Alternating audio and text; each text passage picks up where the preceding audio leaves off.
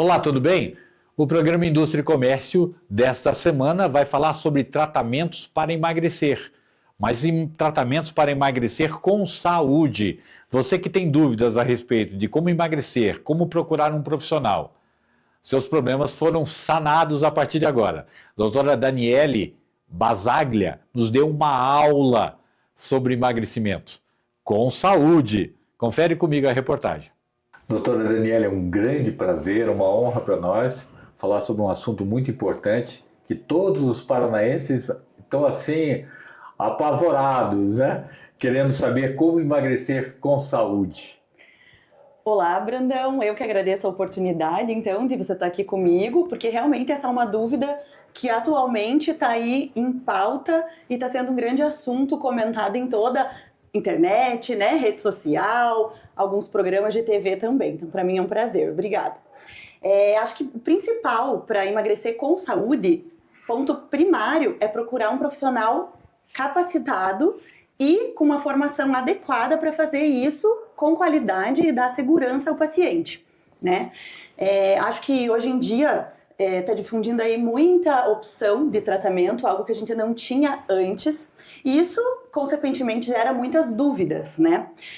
O principal é seguir uma dieta e incluir na sua rotina atividade física. Então, o paciente tem que estar disposto a fazer essa mudança de hábitos de vida, porque isso é o que vai fazer o emagrecimento saudável, né? O paciente obeso ou com sobrepeso, por si só, já é um paciente com doença. Então, qualquer método de emagrecimento vai trazer saúde para esse paciente. Um ponto, acho que principal para a gente falar aqui é em relação a que qualquer método de perda de peso, seja por dieta, por medicamento ou por cirurgia, se ele não for bem acompanhado com esses dois pontos de dieta e atividade física, a gente vai ter muita perda de massa de músculo, de massa magra. Então, isso é um ponto que vem sendo bem falado, o pessoal tem bastante dúvida. O emagrecimento com saúde, em relação a esse ponto específico, é incluir na sua rotina pelo menos 2 vezes de musculação ou alguma atividade isométrica, como um pilates, por exemplo, que não é aquele que você levanta peso, mas que você põe o teu músculo para trabalhar. E eu sempre recomendo, e é a recomendação, de aumentar a ingesta de proteína, e algo fácil para incluir na tua rotina e alimentação de 3 em 3 horas, e em cada uma dessas refeições incluir sempre uma proteína. Isso já vai fazer com que você tenha pelo menos uma perda equilibrada entre a massa de gordura e a massa magra. Doutora, e essas dietas de internet, doutora, que realmente as pessoas falam, eu emagreci 30 quilos, faça essa dieta, não preciso de um profissional. Existem riscos? Brandão, isso é algo que difundido em rede social, né? Ou de amigo para amigo. Então, aquele amigo fez a dieta, perdeu peso. O que eu sempre falo para os meus pacientes é o seguinte: não existe uma dieta única para perda de peso, porque qualquer dieta em que você tenha um consumo calórico menor do que teu gasto calórico vai trazer uma perda de peso. Só que é aí que está o maior perigo, né? Porque quando a gente tem a perda de peso com dietas muito restritivas, que são essas dietas bem divulgadas, às vezes um jejum intermitente muito prolongado, né? Ou aquela dieta que você só ingere certo tipo de alimento, isso traz deficiência nutricional. E mais do que isso não gera uma mudança sustentável. Essa dieta não consegue ser sustentada a longo prazo. Então, a principal dieta que a gente recomenda é aquela que inclui uma alimentação saudável, indicada e individualizada para cada paciente por aquele teu médico de confiança ou teu profissional de saúde de confiança, como um nutricionista, por exemplo. E qual o profissional, doutora, que pode me dar conselhos ou dar a consultoria adequada para que eu emagreça, exatamente como a senhora fala, emagrecimento com saúde? Então, essa também é uma dúvida bem frequente, é muito difundido aí no conhecimento popular que o endocrinologista é o médico que é responsável pelo emagrecimento. Mas isso mudou, né? Cada vez mais o cardiologista, o clínico geral ou até o geriatra está tendo que se qualificar, né, para tratar a obesidade, porque a gente está tendo cada vez mais opções terapêuticas e dentro da minha especialidade, que é a cardiologia, a obesidade é uma doença que é um dos principais fatores de risco que a gente consegue modificar da doença cardiovascular, né? Então, na ocorrência de infarto, AVC, a obesidade, a gordura abdominal, que é a que entope os vasos, é o nosso foco de tratamento e de prevenção, né? Então, o cardiologista tem que estar habilitado, hoje em dia, para fazer esse tipo de plano de acompanhamento, de emagrecimento, principalmente naqueles pacientes que têm realmente a doença do sobrepeso, da obesidade. Doutora, uma equipe multidisciplinar, ela é fundamental? Com certeza, sem sombra de dúvida. Então, aqui no meu consultório, na clínica, a gente tem disponível esses profissionais para consulta, né? Principalmente a nutricionista, uma nutricionista minha de confiança. Por quê? Porque o processo de emagrecimento, ele não é um ponto único na vida do paciente, ele é um processo complexo. Então, ele depende desde que o paciente tenha a vontade de mudar, depois que ele faça uma ação para aquela mudança acontecer, e o mais difícil é uma fase de manutenção, que aquela mudança ocorra e seja sustentável. Por quê? A gente conhece que existe o efeito sanfona, né? E isso realmente existe e é explicado com evidência mesmo na literatura médica. Então, o acompanhamento com um profissional de nutrição, psicólogo, preparador físico, pode ser muito bem indicado para alguns pacientes, principalmente para eles estarem ativos na fase de mudança e para manter a mudança a longo prazo, que eu acho que é o principal objetivo, né? Agora explica um pouquinho sobre como tudo começou. Então, eu sou cardiologista, sou ecocardiografista, tive essa formação, né, da especialidade pela Universidade Federal do Paraná, Hospital de Clínicas. Enquanto eu vinha fazendo consultório, eu sentia falta de fazer uma consulta com qualidade, porque hoje em dia a gente vê muita consulta que dura pouco, e essa consulta que dura pouco não tem como ser profunda, ela acaba sendo superficial. Então eu fui atrás de uma nova formação, que é a medicina do estilo de vida. Ela não tem nenhuma relação com a medicina integrativa, mas ela busca o bem-estar do paciente baseado em evidências e em conhecimento confiável que vai trazer segurança para o paciente na mudança. Então, a partir dessa formação da medicina do estilo de vida, eu sou habilitada a abordar, então, o comportamento do paciente e talvez fazer com que num plano de acompanhamento, seja para emagrecimento ou seja para prevenção cardiovascular e bem-estar, né, eu consiga fazer com que o paciente talvez sinta-se apoiado para mudar e para sustentar essa mudança a longo prazo. Maravilha. Doutora, agora nos apresente a clínica Avanço. Onde que ela fica? Quais são os profissionais que aqui atuam? Então, a Clínica Avanço fica aqui no Bigorrilho, ou no Champanhar, né, em Curitiba. Nós temos nutricionistas, cardiologista e um profissional que trabalha com estética avançada. E a gente está totalmente à disposição para fazer esse atendimento multidisciplinar, para que o paciente tenha confiança e referência de bons profissionais aqui em Curitiba para ser acompanhado e tratado. E eu quero que a senhora deixe uma mensagem final ao público que está sofrendo e com dúvidas a respeito. Eu agradeço muito novamente, Brandão, pela oportunidade, né? Eu quero deixar claro assim que a obesidade é uma doença, a obesidade precisa ser tratada e para isso você tem que ter um profissional de qualidade te acompanhando, né? Porque o processo é muito complexo, não é uma mudança única e isolada, isso vai ter que ser mantido, seja com dieta saudável, que inclui aí carne magra, grãos integrais, ingesta de líquido, que é muito importante, no mínimo 2 litros de líquido por dia, atividade física. E com isso, e com toda a orientação de um profissional qualificado, você vai conseguir ter uma mudança efetiva ao longo do tempo, sendo com medicamento ou não, né? As canetas emagrecedoras estão aí para serem bem indicadas, porque elas são muito benéficas na prevenção cardiovascular, no tratamento do diabetes, no tratamento de apneia do sono, que é uma doença aí bem relacionada com a obesidade, só que elas precisam ser bem indicadas. E outra dica que eu dou, que é muito importante, é o uso das medicações originais. É só com elas que você vai ter a segurança de que o teu tratamento é o melhor possível com menos risco. Então, acho que esse é o objetivo principal de qualquer médico para o seu paciente, né? Trazer o tratamento com segurança e com efetividade.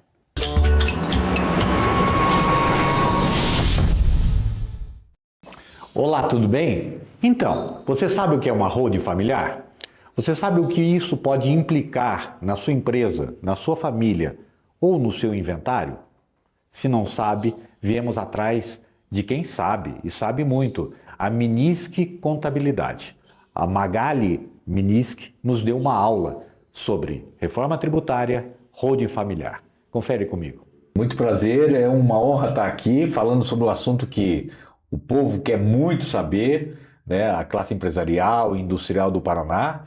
E viemos falar sobre holding familiar e reforma tributária. Então, a Minisk é a nossa referência, é um prazer estar aqui. Prazer é meu, Brandão, muito Então, obrigada. o que é uma holding familiar? Nos explica ao público o que é uma holding familiar e quais são as vantagens que ela pode oferecer para a classe industrial e empresarial. A holding familiar ela é uma empresa criada para fazer a administração de um patrimônio. Tá? A gente recomenda sempre fazer a holding para fazer uma sucessão em vida. Quando a gente faz uma sucessão em vida, os herdeiros e o patriarca, matriarca, ele já consegue direcionar quais os patrimônios e quais as suas cotas dentro dessa empresa vai ficar para cada um. Tá? Quando a gente fala em falecimento de uma pessoa, a gente sempre fica preocupado com quem vai assumir tal coisa, com quem vai ficar a responsabilidade desta empresa, desse imóvel. Na holding, ele já é tudo direcionado. Quando a gente tem a holding, ela já é direcionada a sua porcentagem e cada um tem as suas obrigações. Por exemplo, a Magali decidiu vender um terreno. Ela pode, porque esse terreno está dentro da holding. Se o Brandão quiser alugar um imóvel, ele está dentro da holding. Ele pode fazer isso sem a finalização do inventário. A Minisk é uma grande referência no Paraná, né? Nós temos orgulho, ela é uma empresa 40 anos de história. Eu quero que você conte detalhe e ela é um exemplo vivo, né? Ela é um exemplo vivo. De uma holding, né? Conte um pouquinho para a gente sobre vocês. Esse escritório, a Minisk Contabilidade, ele já tem mais de 40 anos de mercado. Meu pai veio a falecer no Covid e a gente não tinha um inventário, a gente não tinha um planejamento de sucessão, tá? Quando ele faleceu, a gente teve algumas dificuldades em assumir e organizar o patrimônio dele. Quando a gente assumiu a contabilidade em si, a gente viu que não era um problema só nosso, que era um problema decorrente de outras clientes que vinham nos procurar para fazer uma orientação mais técnica. A gente recomenda sempre, recomendo particularmente que essa holding familiar ela seja aberta sempre em vida, para evitar que essa sucessão, esse problema de sucessão que a gente teve, não ocorra com outras empresas, com outras famílias. Após o falecimento do meu pai, a gente viu a necessidade de dar essa consultoria para o nosso cliente. Né? Porque como aconteceu com a gente, aconteceu com várias famílias na época. E por que a importância de fazer a holding em vida? Justamente por causa da sucessão. Quando a gente fala X vai ficar com tal empresa, Y com tal imóvel, quando o falecimento acontece, tudo fica mais fácil e mais claro. Só que a gente tem que lembrar de um detalhe. Para isso tudo acontecer, a gente precisa da holding aberta e um contrato social bem feito. Porque a partir do momento que eu tenho um contrato social bem feito, que a holding familiar a gente fala não só junto da contabilidade, a gente fala junto com o advogado, porque não é um contrato social qualquer, é um contrato social que tem cláusulas e direcionamentos com obrigações. Então, por exemplo, se meu pai tivesse feito isso na época, seria muito mais fácil, olha, a Magali vai assumir a contabilidade, a fulano vai assumir outros bens. Com isso, tudo fica mais claro e tudo ocorre com mais tranquilidade.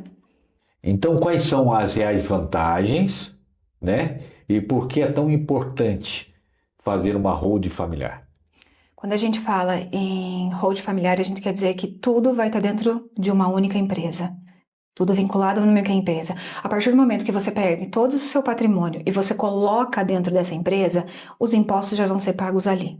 A sucessão ela já vai ser feita e direcionada para todos ali. Tá? Quando a gente tem uma hold aberta e eu vou colocar todo o meu patrimônio lá dentro, automaticamente eu já vou fazer o pagamento do meu imposto ali, tá? Colocando todos os impostos. A pessoa falece, os herdeiros vão ficar e cada um vai ter o seu direcionamento lá dentro. Automaticamente direcionado para cada um. E tudo isso mais leve e com custo menor.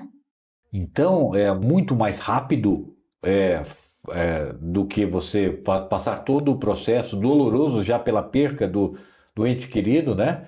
E ainda ter que fazer um inventário, essas coisas todas. A holding, ela funciona mais, ela é mais eficaz? Sim, o processo ele ocorre muito mais rápido. A partir do momento que você já tem direcionado, evita brigas familiares, porque cada um já vai saber qual que é a sua porcentagem. Nos permita fazer uma pergunta que é de suma importância para quem nos assiste. Como que as empresas podem se preparando para essa sucessão? Procurando um bom responsável técnico, uma boa contabilidade, um bom advogado, fazendo a elaboração de um bom contrato social. Dando um pitaquinho sobre a reforma tributária, Magali, de que forma essas mudanças vão impactar empresas de diferentes portes? Todos os portes das empresas independentes, pequeno, médio ou grande, vão sofrer com a reforma tributária. E qual é o maior desafio para os empresários nesse momento de transição? É o medo de pagar mais imposto. O que a gente recomenda aqui na contabilidade? Que faça um estudo tributário. Faça um estudo tributário para saber se a reforma tributária vai atingir o seu nicho. E como um profissional competente pode ajudar a interpretar e aplicar as novas regras? Consulta tributária. Essa é a primeira coisa que você tem que fazer, independente do seu ramo, é um estudo tributário. Porque com isso, ele vai te ajudar a fazer a redução do seu imposto.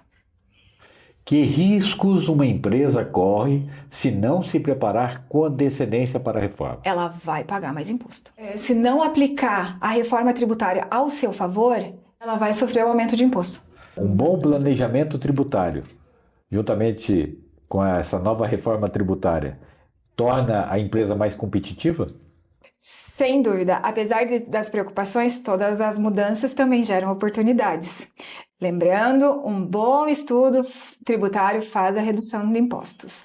Magali, quais são as dúvidas mais comuns que os empresários têm trazido para o seu escritório?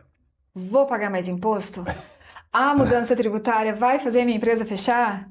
Qual a diferença entre holding e inventário? Ou os dois se complementam? Eu acredito que os dois eles vão se complementar. Quando a gente pega todos os bens e coloca dentro de uma holding, eu consigo direcionar a cota que eu quero para cada um. Diferente quando eu tenho um CNPJ, quando eu tenho um inventário, e nesse inventário é o juiz que vai direcionar as cotas de cada empresa. Essa é a diferença. Aqui, na holding eu já consigo direcionar para quem eu quero. No inventário eu consigo direcionar quem são as pessoas obrigatórias estar no inventário. Por exemplo, são filhos, pai, mãe, esposa, diferente de uma holding. A holding eu consigo direcionar, além dos familiares, um colega de trabalho, por exemplo, que eu quero que esteja ali dentro.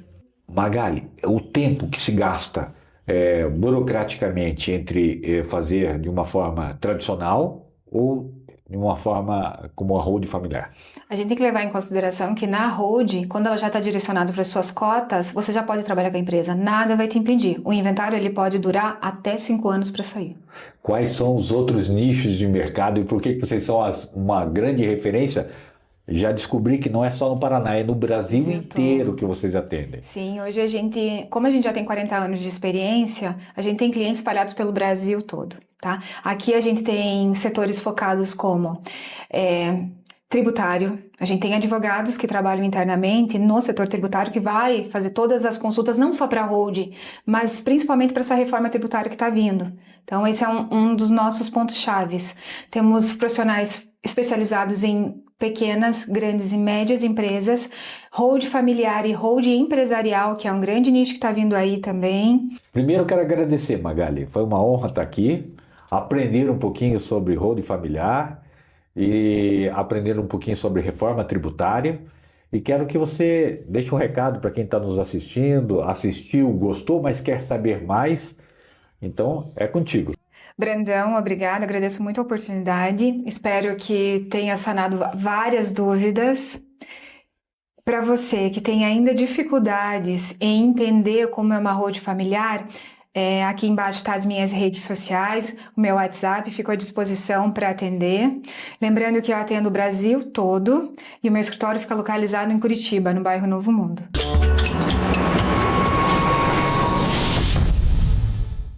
Valorização da autoestima é o tema que nós vamos levar agora para vocês no programa Indústria e Comércio.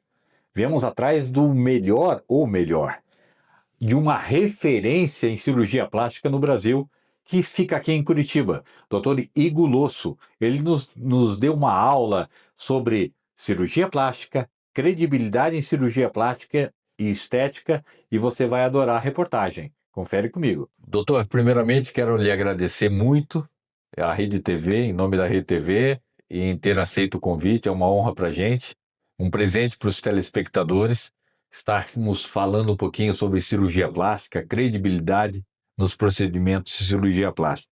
E já quero lhe fazer uma pergunta. Doutor, quais são hoje os procedimentos de cirurgia plástica mais procurados no Paraná? Os procedimentos mais procurados hoje, eu acho que estão dentro da área de cirurgia, a parte corporal, né? Então, a parte corporal são cirurgias de mama, mamoplastias, inclusão de próteses, mastopexias, e a parte também de abdominoplastia e a lipoescultura também são procedimentos que são os mais procurados. Existe um perfil, doutor, predominante de pacientes que buscam procedimentos estéticos atualmente, não? Olha, existe o perfil daquela paciente, por exemplo, na faixa entre 30 e 45 anos, aquelas mães que tiveram uma, duas ou às vezes até 3 gestações, e essas gestações acabaram causando um dano estético, digamos assim. Então a paciente se olha no espelho e fala, poxa, mas minha mama está caída, meu abdômen está flácido. Então, essa paciente, ela quer reencontrar essa autoestima, voltar a ter aquele corpo bonito que ela tinha na juventude, antes das gestações. Então, esse é o perfil de paciente que nos procura. E também, hoje em dia, mercado de trabalho também, as pessoas querem parecer mais jovens. Hoje existe esse culto ao corpo, então pessoas mais novas, que não têm, né, mulheres que não têm mama, botar um implante, fazer uma lipoescultura, ficar bem consigo mesmo, né? Esse é o importante. Agora, doutor, o senhor já me deu um gancho para algo que se torna preocupante nos dias atuais. Os cuidados que as pessoas que têm almejam, né, ter aquele corpo escultural ou um problema que queira ser reparado, mas não procuram um profissional adequado. Hoje existem casos televisionados em manchetes de jornais que ocorrem de profissionais que não são habilitados e os procedimentos ocorrem e, infelizmente, deixa danos, né? Sim. Nós temos uma procura, assim, a gente tem notado esse aumento da procura de pacientes que realizaram procedimentos, né, cirúrgicos principalmente, com profissionais não habilitados. E não pode deixar, acaba sendo um desastre, né? E essas pessoas nos procuram e pedindo um socorro, por favor, doutor, nos ajude aqui, né? Então, assim, hoje, eu acho que o começo tem que ser você procurar um profissional habilitado. Como é que você faz isso de uma maneira muito simples e fácil? Entra no site da Sociedade Brasileira de Cirurgia Plástica, coloca o nome do profissional, vai aparecer ali se ele é cirurgião plástico, se ele não é. Sendo um cirurgião plástico, pelo menos você tem certeza de que aquele profissional ele está habilitado a exercer a cirurgia plástica, né? Como a tecnologia hoje, doutor Igor, tem contribuído para mais segurança e melhores resultados? Bom, hoje nós temos alguns aparelhos que a gente pode usar nos procedimentos cirúrgicos, né, nas cirurgias, que nos ajudam bastante e acabam deixando o procedimento mais seguro. Nas lipoesculturas, lipoaspirações de alta definição, hoje a gente usa aparelhos que fazem uma emulsificação da gordura. O que é isso? É como se fosse um derretimento da gordura. Ele também promove a quebra da fibrose de procedimentos anteriores. Então, às vezes, a paciente fez uma lipo lá 10 anos atrás. Quando você vai fazer uma nova lipo, aquele tecido no meio da gordura acaba tendo aquela fibrose. E isso dificulta a cirurgia. Então, esses emulsificadores, eles vão deixar... A cirurgia vai sangrar menos, você vai ter um resultado mais harmônico, né? Você vai ter menos irregularidades, facilita a retirada de gordura, né? Também existem tecnologias, por exemplo, que você usa depois da lipoaspiração, né, no mesmo procedimento, para retração de gordura, né? Hoje a gente consegue uma melhora muito grande nessa retração através de algumas tecnologias.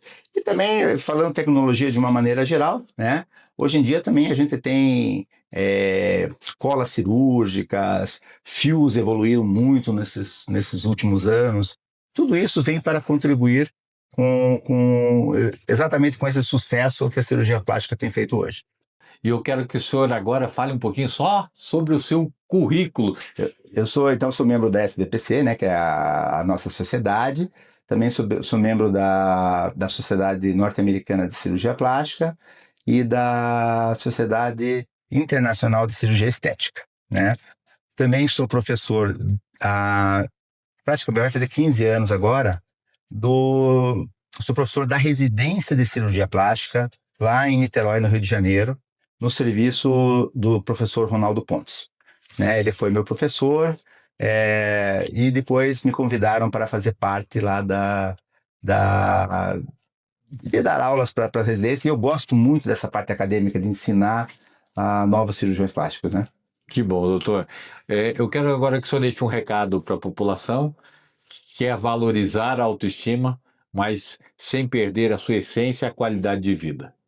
Então, você que está com uma autoestima baixa, que está precisando melhorar o seu autoastral, não está satisfeito com o seu corpo, né? Eu acho que a cirurgia plástica está aí para te ajudar, né? Então, procure um bom profissional. Se você quiser, estamos à disposição aqui no nosso consultório, né? Temos o pronto atendimento aqui para as nossas secretárias aqui todos os dias, né? Vocês podem entrar em contato através das mídias sociais, Instagram, WhatsApp, telefone, e com certeza você será muito bem recepcionada. A gente vai discutir o seu caso, o que é melhor para você, qual a melhor cirurgia, o que você espera da cirurgia plástica, e com isso eu tenho certeza que você vai ficar muito satisfeita com o resultado.